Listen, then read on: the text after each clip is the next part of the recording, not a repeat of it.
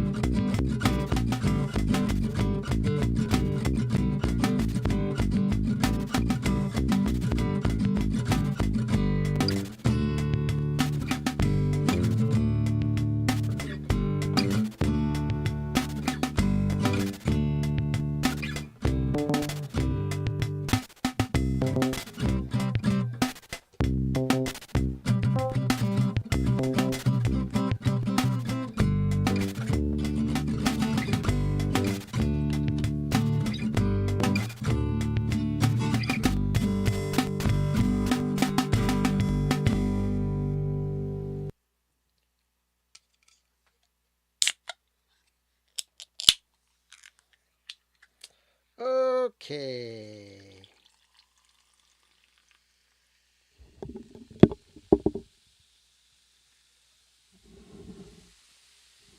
Love that sound.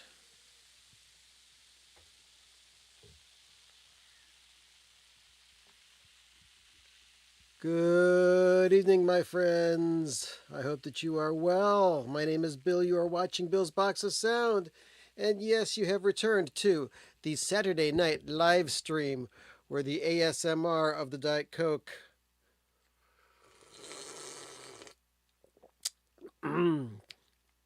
Paul, you are a traveler, my friend. I swear, you have probably watched this show from more locations across the globe than any other viewer. So I hope you take pride in that. That's cool. Anyway, good to see all of you. Hello, Paul, and hello, North Carolina Vinyl Picker. Mr. Fradley, hello, hello. And let's see here. Hello, Mowgli. Damn it, you're on time. I'm going to have to start the show again. All right. So now, okay. Wait a second here. For some weird reason, last week when I started the show, or when I started setting up the show, StreamYard, who hosts these things, they said, "Hey, you can now broadcast in two different types of aspect ratios. We've got your regular horizontal, and we've also got your vertical or portrait mode or whatever that is." So I said, okay, I'll try it so both can go. And what happened? Two different streams popped up for no reason at all. That's screwed up. And I tried to turn it off this week, and I got some of you people saying I'm in vertical mode only. I really do apologize.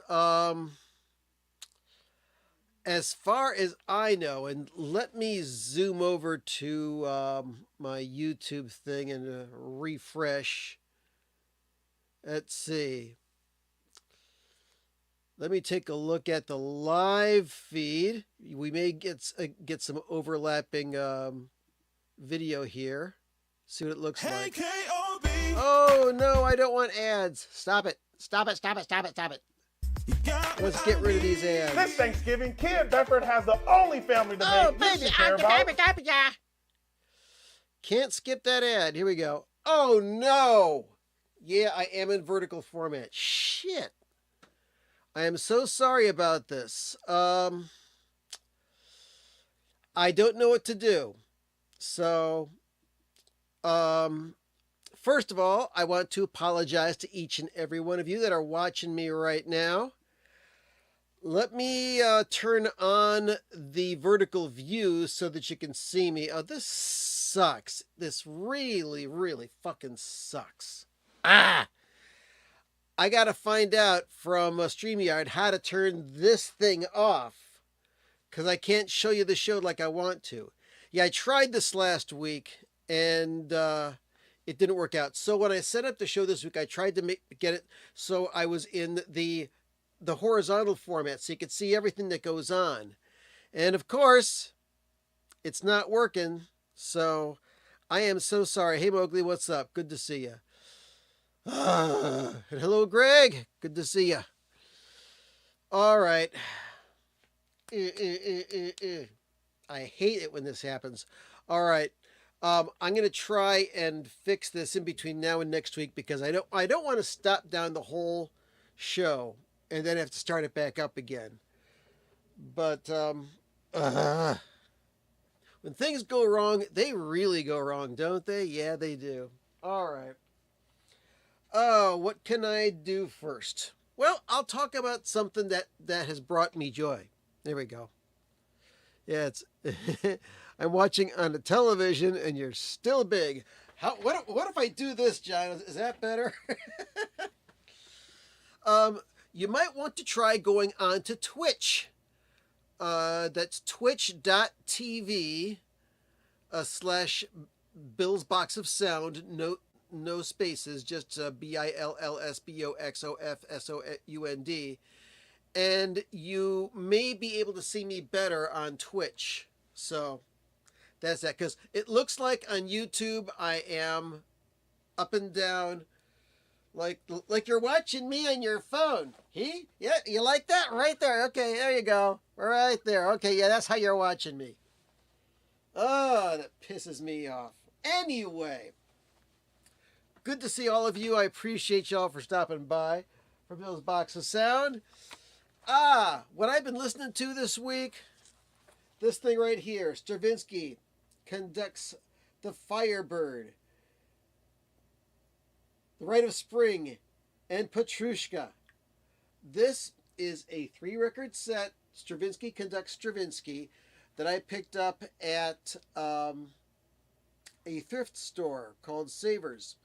$3 is a 3-record set, and I picked it up on the lark because I'm familiar with all 3 of these ballets, but I had never heard the Stravinsky conducted versions of them. So a couple nights ago, while I cleaned up all these records, put it through the ultrasonic, and then which one did I listen to first? I listened to Petrushka first. Wow. Igor's a maniac. And now I understand why Frank Zappa loved his music so much. When he's in charge of the orchestra, the tempos, and the strictness of everybody in the orchestra and the detail that you hear, even though this is not the best recording and these were not the most well taken care of records on the planet, but I listened to all of Petrushka that night. Next night, I listened to The Rite of Spring. Oh my God. A revelation.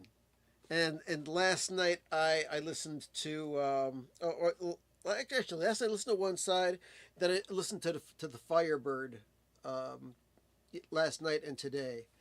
So, yeah. Um, I'm going to try and find the CDs of these to see if I can get any better sound. I know that they exist. So may look on Discogs or on eBay or on even Amazon maybe to see if I can get the CDs that is cheap. Great stuff if you are into orchestra music, if you're into Igor Stravinsky, or if you got into Igor Stravinsky a different way. Like me, when I picked up this album right here, let me pull it out. Yeah, there it is. When I got this album back in, I think, Christmas of 1973,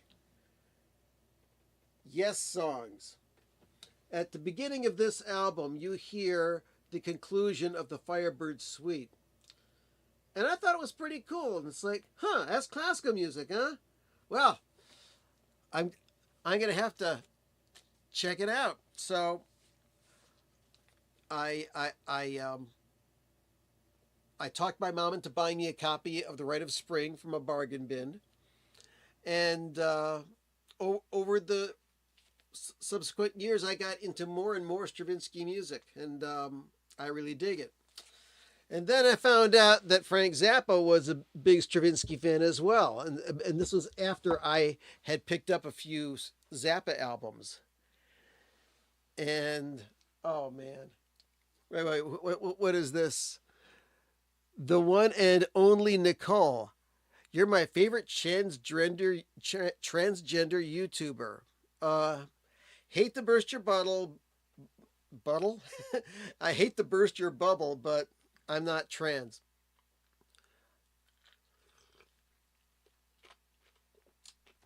I'm straight as an open gate. Even though I do play in an ensemble with other people. I am an ally of transgender people, though. You know, they're good people. But yeah, I'm not transgender.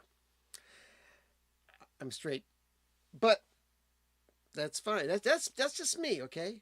Don't look down on me for that. Anyway, got lots of stuff to talk about this week. I'm going to start with what I promised to talk about at the end of last week's show, but I never got around to, and that is Record Store Day, Black Friday. Let me grab my list, because that magic day of Black Friday is happening in less than a week from now. Okay, I got it here someplace. Or did I push it aside? I got so wound up in trying to get this vertical thing fixed that I messed it up. All right, come on. I was looking at this when I was getting set up for the show. And I've got my printed out sheet for Record Store Day. Let's pull out all of these. Okay. The paperwork. All right. What we got here? Let's see. We got flyers for the Record Riot. Notes for a video I haven't made yet. Another video I haven't made yet. Let's see. That's notes from a previous one. List of employees, some old stuff from my old job. That's not that. This is not this. The hell? What's going on here? I had it right here, and now it's gone. Oh, wait. This might be it.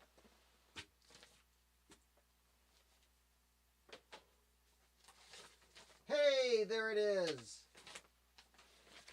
ye old Black Friday list. All right, I'm going to tell you what stuff I want to pick up from Record Store Day Black Friday. Next Friday, although I'm not looking forward to standing out in the cold, here in the Cleveland area, all next week, Monday, Tuesday, Wednesday, um, the weather's going to be in the 50s, maybe even in the 60s on some days. But on Thanksgiving afternoon, going going into Friday, the cold air is coming in, and on Friday morning for Black Friday, it's going to be in the lower 30s here. And we're not talking centigrade, we're talking Fahrenheit. It's going to be damn near freezing. So I'm going to bundle up. I'm going to take my little list with me, and I'm going to try and get the 6 or 7 records that I'm into. And you never know, I may buy more than that, and then I'll show them to you next Saturday night, after hopefully Ohio State University beats the pants off of Michigan. They very easily defeated Rutgers today, so the missus was very, very happy about that. So yeah, I prefer the widescreen myself, Paul, and once again, I can't apologize enough. Hey, Randall Weave, good to see ya. Let's see. Firebird's cool, but I always preferred Kamara. Okay, whatever. That sounds like it's either a piece of Stravinsky or it's another conductor. Anyway, and Quint150. Those old photos on the wall. My old photos? What are you talking about? The picture of Frank? I don't know. Anyway, let's just see what we can do here. All right. Now, there's the Miles Davis Live at the Plug Nickel, December 23rd, 1965. 2 record set on Legacy Recordings coming out for Record Store Day. Oh, Chevy Camaro. Very nice. Oh, I get it. I get it. Firebird and Camaro. Okay, yeah. Okay, Pontiac and Chevrolet. Har, har, har, hardy, har, har, says Stan Freeberg. Anyway, Miles Davis Live at the Plug Nickel, 2 record set on Legacy Recordings. Now, this is kind of a preview of the, I think it's a 10 or 12 or 14 record set that's going to be re-released of Miles Davis's complete stay at the Plug Nickel from 1965 with his classic quintet of Herbie Hancock on piano, Wayne Shorter on sax, Ron Carter on bass, and the young Tony Williams on drums. And amazing stuff. It was just over a few days they recorded all this music. And it's just genius stuff of these guys playing and improvising together. And if you are a Miles Davis fan, this is great stuff. I'm probably going to end up buying the CD boxed set, which I believe is going to be 8 CDs or 6 CDs, something like that. It cost like $90, but I'm not going to shell out the 200 some bucks for the LP set. But I will get the 2 record set of the second set from December 23rd. So at least I have some of that stuff on vinyl. So very excited about that. There will be a Christmas record. Well, not exactly a Christmas record. It's going to be a holiday record from Devo. It's going to be a picture disc called Merry Something to You. And 12-inch picture disc of holiday music. Because Devo's kind of a non-denominational band. As a matter of fact, they're kind of like an anti-religion band. I don't subscribe to any particular religion myself, but I do enjoy Christmas. It's the one time a year when everybody seems to be nice to each other, and people should do that all around the year, every single day. So, and I love Devo, so I'm going to pick up that thing. Let me see if I can find. Let's see. What I'm going to do first of all is I am going to share, and I don't know how this is going to turn out on the up and down thing, but it's going to show. So let's show the screen from Special Release Record Store Day. There we go. Let's see, what's that looking like? Oh, no, that looks terrible. Hang on. I'm working on this. Let's get this on here. Okay, there we go. Oh man, that looks horrible. But at least you can hear my voice reading about this. So let's type Devo in this search bar. This is at recordstoreday.com/special releases. And Mary Something to You, hopefully you can see that. It's some kind of a one-eyed Santa Claus.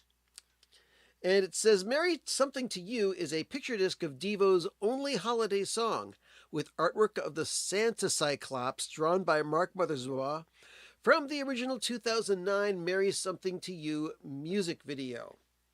And I think a few weeks ago, I showed off the Mark Mothersbaugh holiday CD called Joyeux Mutato, which is very holiday sounding music, and it was all performed by him, and it was very cool stuff.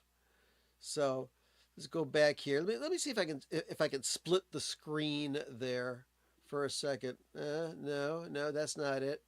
Nope, that's not it either. Oh, there we go. How about, nope. Okay, there we are. This way you can see me and you can see that stuff as well. Man, this looks terrible.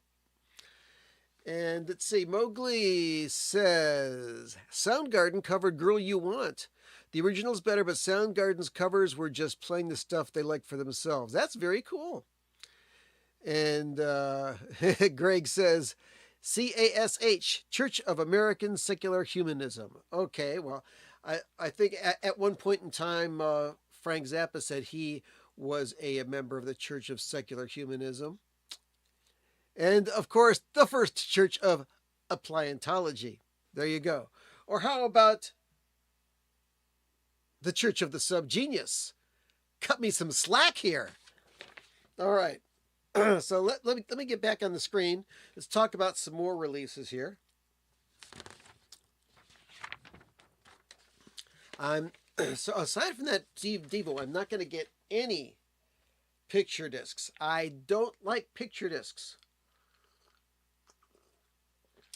I will only buy the picture disc if that music is not available anywhere else, or if it's Frank Zappa.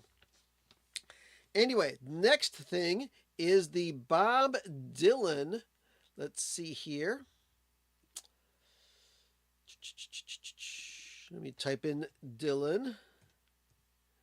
And there is the Freewheelin' Bob Dylan. Original Freewheelin' Bob Dylan, which is the first ever release, wide release that is, of the Freewheelin' Bob Dylan as it was originally conceived, including 4 tracks that were withdrawn before the album came out. Rocks and Gravel, Let Me Die My Footsteps, Ramblin' Gamblin' Willie, and Talkin' John Birch Paranoid Blues, which I'm really looking forward to hearing, with the original never before seen liner notes. There's going to be how many of those made? There's going to be 13,000 copies of that made available. So I'm looking forward to seeing that. And I'm going to pick it up. Now, there is also going to be another Bob Dylan release. It's a 7-inch single. Let me pull up that info really quick. It's called Masters of War live in Alan Lomax's apartment. And let me see if I can share the screen with that here really quickly here. There we go. Masters of War, and and and I am never going to master this vertical lineup here. Anyway, so this says, and there's going to be 3,900 of these made. It says a 7-inch of the first recording of Bob Dylan's Masters of War, recorded in Alan Lomax's apartment in 1962. The B-side is a conversation that Alan and Bob had after the recording. So that's cool as well. So for all of you Bob Dylan fans, of which I am one of them, I'm not a rabid Bob Dylan fan, but I do like the man's work. You're going to be able to get that on Record Store Day, Black Friday as well. Let's see. I'm not going to get the Billie Eilish live album, even though I do enjoy Billie's stuff. Let's see. Not going to get Jazz Sabbath, even though I think it's a cool idea. I'm probably going to pick up the 7-inch single of Led Zeppelin's Trampled Underfoot. Let's take a look at that one here in a second. Let's see. Let's go back here and type Zepp. There we go. Trampled Underfoot, RSD exclusive. It's just a reproduction of the original 7-inch from the UK. Trampled Underfoot on side one and Black Country Woman on the other side. So, maybe I won't get that one. That doesn't sound like a wonderful thing to pick up. So, we'll see what happens. All right. Next thing I'm going to get is a record by Larry Mullins and Mike Watt. Yeah, Mike Watt of the Minutemen and the Watt from Pedro show. Gotta love yourself some Mike Watt. So let's...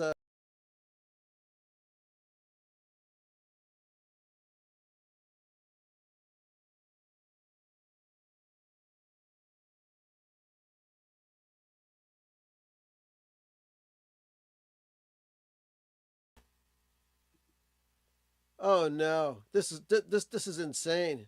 All right, sorry about that. Almost lost it. Are you still there? Hello? Hello?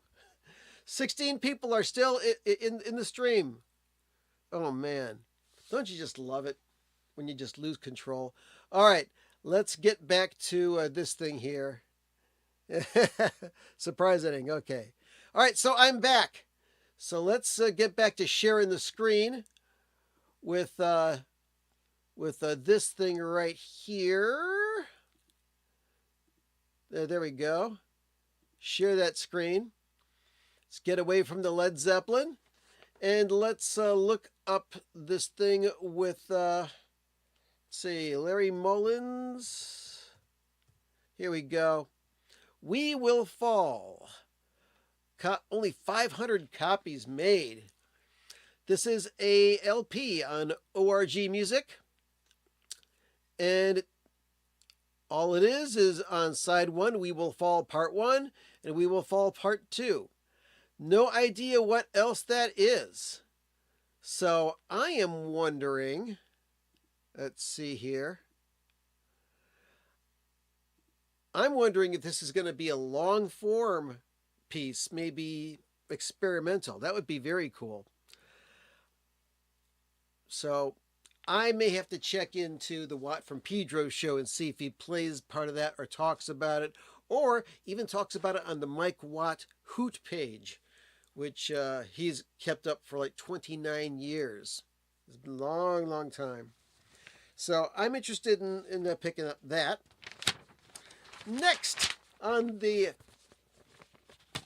Black Friday want list from Bill. Let's see. Fade to Black Sopranos ending. Very good, John.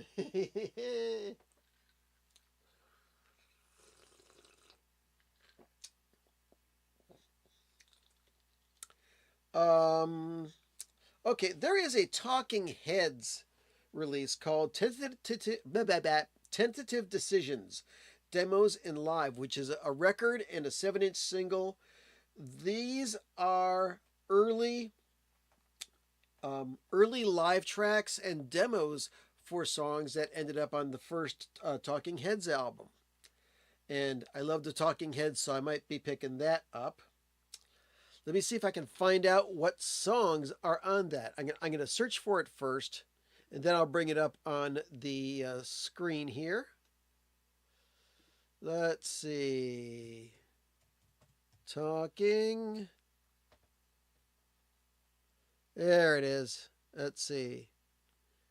Tentative Decisions, Demos and Live. So let's bring it up on the screen. Right here. There we go. Now, I'm getting used to this now.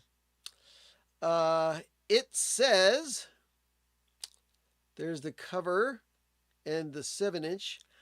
Talking Heads members Chris France and David Byrne met as students at Rhode Island School of Design and made music in a college band called The Artistics in September 1974.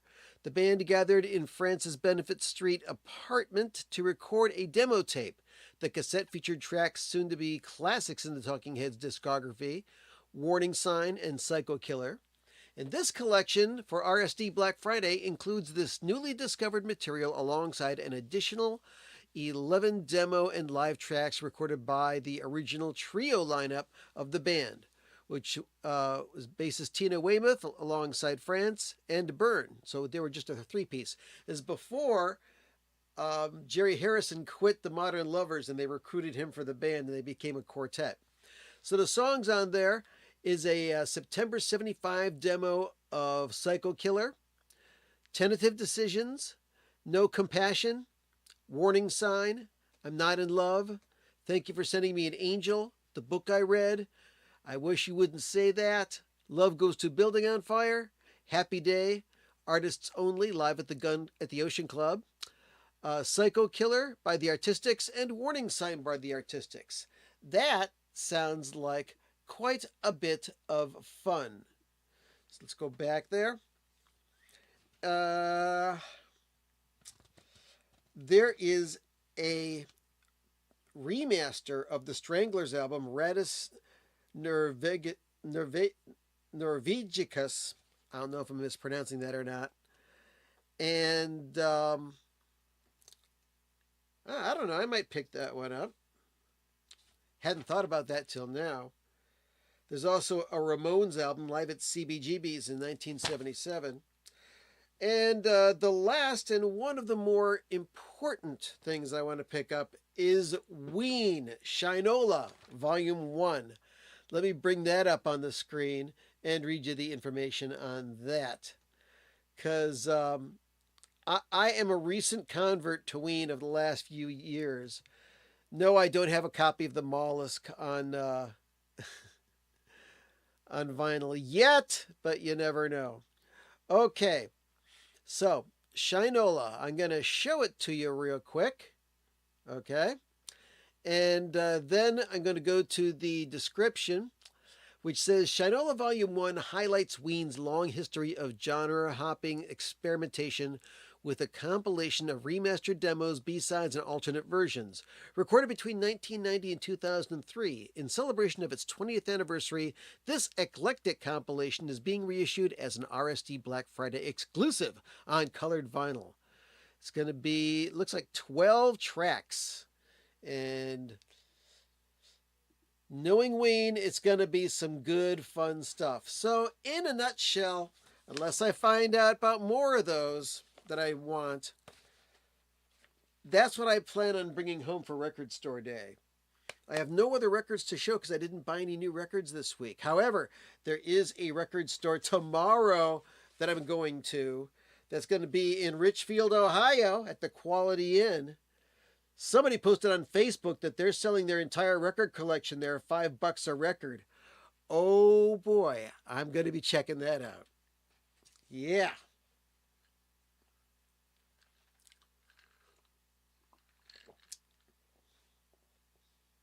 Gonna have to remodel this house so I have enough room for all my records. All right, what else here? Okay. I was talking a few weeks ago. As a matter of fact, I've made 2 videos about this. When the Beatles Anthology was announced that they're going to be re-releasing it with remastered video and audio on Disney Plus, and they're going to be re-releasing all of the Beatles anthologies in a big ass box set of LPs. And then they said there will be a brand new Volume 4 in this big box set, which basically was a big middle finger to all the people who had bought the 3 Beatles anthologies. They're saying, you want Volume 4? You're going to have to buy all this again. So the fans, they went nuts, including myself. I put out a video that got a whole bunch of views about how dare they do this cash grab. Now, it's a cash grab because they're saying, yeah, you can have this if you buy everything again and spend like what, $250. Now, they changed their minds and they decided to release Anthology number 4 as a separate volume so that you can buy it. And it is a 3-record set and it costs $100 on vinyl. So I decided to buy the Volume 4 separately on CD only, which is really inexpensive, like $20-$30. So I hold in my hand a copy of Beatles Anthology Volume 3. You can see the number 3 right there. And this is in a nice double jewel case with white plastic instead of clear or gray plastic on it. It opens up. It's got the CD right there. And it's got the CD right here. And it's got a very nice booklet right here with lots of detailed liner notes, mostly by Derek Taylor. And this booklet is like, man, 42 pages. Ta-da! Way the Beatles! So I really did like this packaging. And I was expecting the same thing for Anthology 4. So last night, it came onto my doorstep, and here it is. Let's take a look. Here's Anthology number 3, and here's Anthology number 4. Nice little thin piece of nothing there. It's all made out of paper. Now, I understand they're trying to be environmentally friendly and all that stuff, but what are you going to do? All right, so it opens up like this with a triple fold. It's got the 2 CDs here and here. And here you have a nicely put together booklet with all sorts of good liner notes. And this is a 47-page booklet. So I haven't listened to this whole thing yet. But the main reason I bought this, aside from just being able to have all 4 volumes of the anthology, was for the last 3 cuts. Actually, 2 of the last 3 cuts. We've got the 2025 mix of Free as a Bird and the 2025 mix of Real Love. Now, when those songs first came out, they were mixed with whatever audio they could excise from the recordings that Yoko Ono gave the 3 surviving Beatles at that time in 1995. And they made those songs. Well, what they did is, since they were able to make a 3rd song now and then, which is a song they were working on for the original anthologies, but the sound quality of John's voice was just so deteriorated they couldn't use it. So they had recorded parts of the song, but they had abandoned it. And then when the Beatles did the Get Back anthology for Disney Plus, they used a lot of not necessarily AI technology, but they call it demixing technology, which is a relative of artificial intelligence. But what this technology did is it would take a recording of multiple things, zero in on one thing like a voice or some drums or a guitar amp or something like that, and draw that out, and you would be able to enhance that so it sounded cleaner and what it was originally supposed to sound like if it was recorded properly. And that's how they made the song Now and Then, which was the very last Beatles song. Well, they went back and they used this technology to enhance John's voice, and they had Jeff Lynne remix those two songs. That's what I'm interested in listening to. But I started listening to this today, and I only got as far as 18 of the 19 songs on the first disc. And I'm speaking right now to those of you who have a full Beatles collection. I'm talking about all the original albums. I'm not talking about the remixes or the remasters. I'm just talking about the original albums. You've heard all the original songs. You love all the original songs. And let me go in here and go into some of the details. Let me just read off what these are. First, you've got I Saw Her Standing There, take 2. Money, That's What I Want, an undubbed RM7 take of it.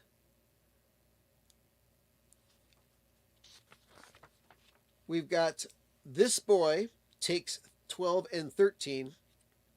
Tell Me Why, takes 4 and 5. Are you getting this here?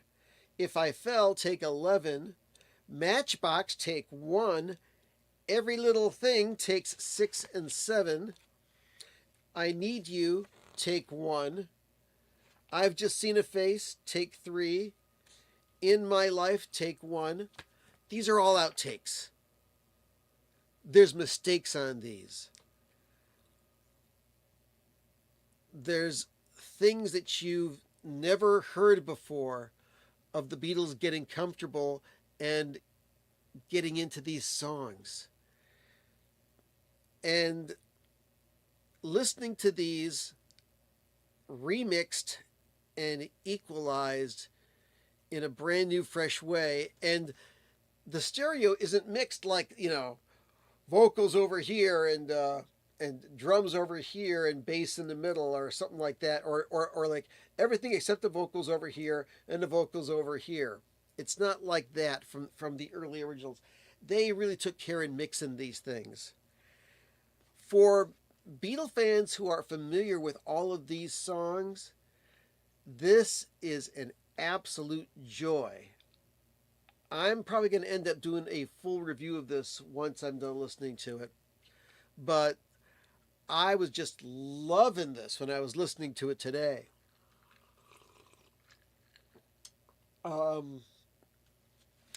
And in particular, which two tracks? The instrument, Fool on the Hill instrumental. Oh my God, beautiful. The rehearsal of All You Need Is Love from the BBC. And the instrumental version of She's Leaving Home without the Beatles playing on it. I was listening to She's Leaving Home, and that's an emotional song to begin with. But listening to, I believe it's George Martin's arrangement on here. Let me see if it says anything about that in here. Let's go to She's Leaving Home.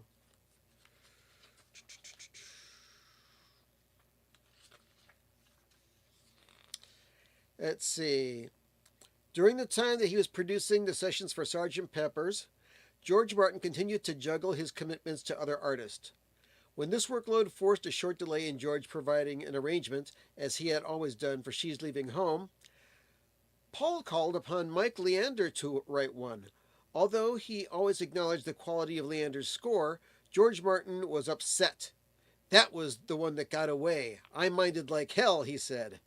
Nevertheless, on March 17, 1967, he conducted an ensemble of 4 violins, 2 cellos, double bass, and harp. Although 6 takes of the instrumental backing were recorded, it was the first one that was chosen for John and Paul to overdub their vocals on. And this recording is absolutely beautiful. And I got all misty. There were tears rolling down my face listening to this. It's fantastic. So I'm really looking forward to finishing up listening to this. No, I'm not going to buy the 3 record set. It's $100. Come on. If you made it 75, then it'd be attractive. But come on, $100 for a 3 record set. I know it's the Beatles, but come on. Oi. That's what's going on with that. Okay, we're coming up. Last 15 minutes here. What else? Yeah.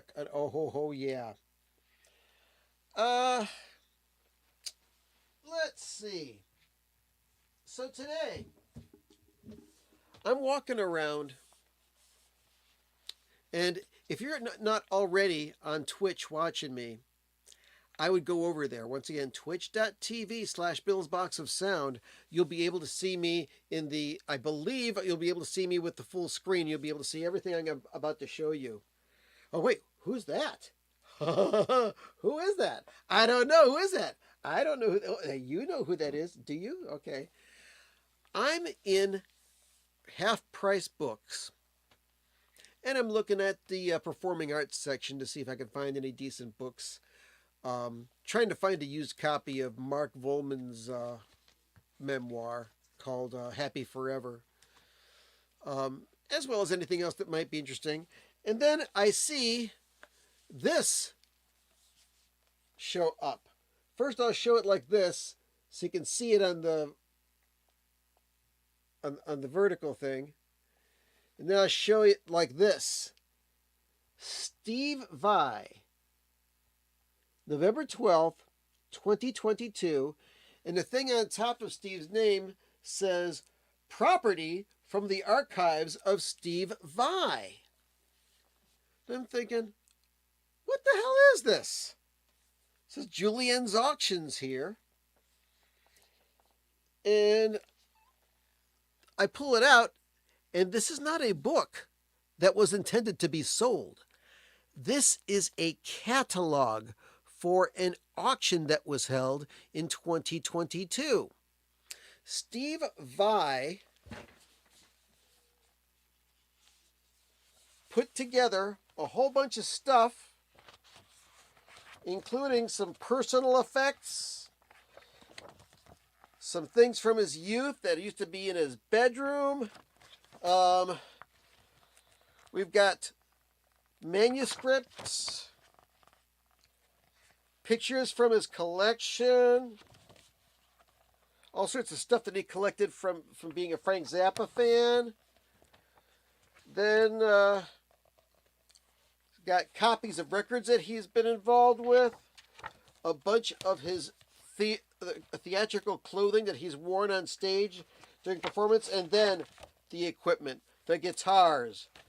Amazing pictures of amazing guitars. There's even Frank Zappa set lists that Steve wrote down by hand when he was in Frank's band. There's parts of his old record collection, more clothing. There's amplifiers. There's even a motorcycle, for Christ's sake. Look at all this stuff. This is a huge ass book. Posters. Lots of things that are signed. Unique guitars. Amplifiers, rack mount equipment, monitor speakers, a cello, a drum. More stuff. Look at all of this. It is amazing. You got 7-string guitars, 4-string guitars. an amazing bunch of stuff. And I'm thinking, what the hell's going on here? Vi Legacy amplifiers. So I did a little bit of a research about this when I got home. Steve took all of this stuff because he was accumulating so much equipment, and he says, I'm going to auction this off and give all this stuff to charity. I found an article which said Steve Vai announces a mammoth gear auction featuring dozens of electric guitars, a couple of acoustic guitars, a number of rack effects units, guitar amps, pedals, and because why not, a motorcycle. The auction will take place on November 12th in person at the Hard Rock Cafe in New York City and online. A portion of the proceeds of Vai's gear auction will go towards Kicking the Stigma, a charity put together by Indianapolis Colts CEO Jim Irsay. It's a national initiative to raise awareness about mental health issues and erase the stigmas around them. So, yeah, very cool. And I just happened upon this, and just looking at this stuff, I had to pull the old drool cup out and check it out. Man, nice stuff. Well done, Steve. Well done. Because he had accumulated so much equipment and he didn't need all of this stuff, he decided to auction it off and donate to charity. That's pretty damn cool, isn't it? Yes, it is. So that is that. Let's see. Let me take a look. Oh, is there a hairbrush? I don't know. Maybe there's maybe there's a bottle of blue hair dye as well. But yeah, I could not believe when I found this book. Only cost me $10, but it was not intended to be sold. There's no barcode on it or anything like this. But this is all put together by Julien's Auctions, and there's a picture of Steve on the back, tapping away on a guitar. Very nice stuff. Oh, and for some reason I pulled out my DVD box set of the Beatles Anthology to show you, but it really wasn't a good idea to show that to you. But there it is, 5 DVDs, about 10 and a half hours of stuff. So it'd be interesting to see how much different this is when it gets played on Disney. Now let's take a look at what Mowgli put on here. It says, my CD box set of Beatles is good enough for me, and Ringo, and a few McCartney solo albums, and that Dirty Mac video from the Rolling Stones Rock and Roll Circus. Huh. Okay. And say, love the Beatles, but don't consider vinyl essential for something like the Anthology. Yeah, I agree. CD is good enough for me. I consider vinyl essential for the original studio albums. Yes, indeed. Okay, that's cool. That's cool. That's very cool. Okay, Barry. Hey, good to see you, sir. How's Joe Travers? Joe Travers is doing good. Still working on getting a Zappacast recorded, but keep an eye out. I am going to be appearing on a live stream with Ian B. About from the Ian B. About channel, and also new friend Giaco from Italy. We're going to be talking about the Zappa Halloween 1978 boxed set. And that'll probably be happening sometime next week, maybe even on Black Friday. And there's also a possibility that there may be some Zappacast recording next week as well. I really, really want to get moving on that, but got to get all the people together in one place and record, and then chop the whole thing up and put it in the oven, bake it, and put some icing on it, serve it up on a nice platter. And I hope that Paul Hollywood will shake my hand when it's all over with. And if you get that joke, very yes.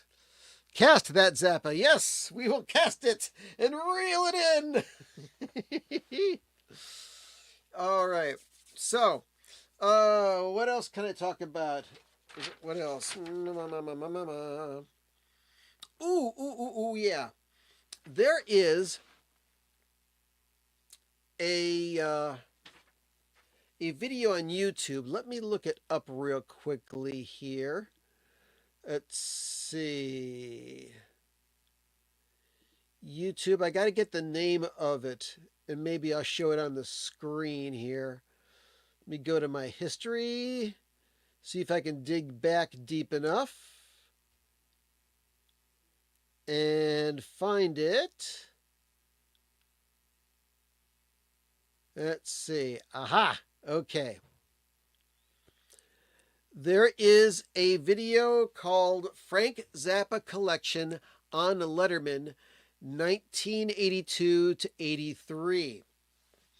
And the reason that I want to bring that to your attention is because on the David Letterman YouTube channel, there was recently an interview with former Late Night with David Letterman and legendary Saturday Night Live and Conan O'Brien writer Jim Downey. They talked to him about a whole bunch of funny things that they did on the Letterman show. And all of a sudden, I saw this still. Hold on a second. I'm going to bring it up onto my screen because I saved it. Let's see, image file. Let's find it here.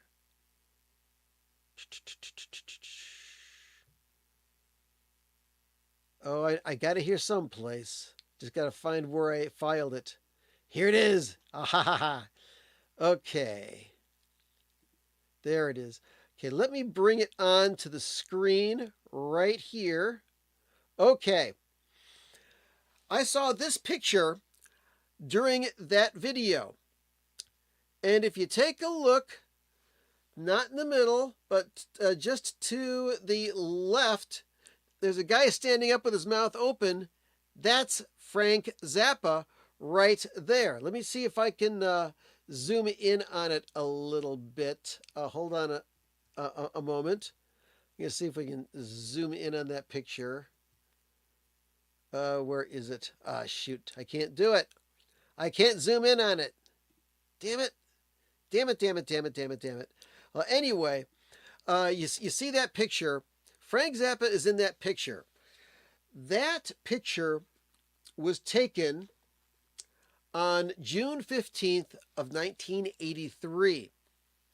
So what was happening at the time is that there was a skit on the Letterman show about, hey, what's going to be on the show tomorrow night? And they had one of the producers of the show talking with Dave. And then he says, well, it says, guests on the show are going to be so-and-so, and there's going to be Frank Zappa. And he says, oh, that's cool. It says, do you know what Frank Zappa's going to talk about? He says, well, I don't know. Let's bring on our head writer, Gerard Mulligan. So he comes out and he sits down. So the three guys are there. And they make some small talk, and it says, Gerard, what's Frank Zappa going to talk about tomorrow night? And it says, I'm not completely sure. He's backstage. Maybe you should bring him out. So they said, hey, Frank, come on out. Frank comes out, and eventually they bring out more people that are going to have something to do with the next day's show. And before you know it, you see, come on.